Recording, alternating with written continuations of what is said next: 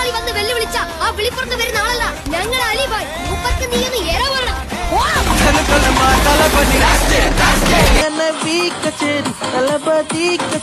ഉപദേശം കൊള്ളാൻ പറഞ്ഞു സാറേ, പക്ഷെ ചെറിയൊരു പ്രശ്നമുണ്ട്. തന്റെ തന്തയല്ല, എന്റെ തന്ത. ആരാണ് സ്റ്റീഫന്റെ തന്ത?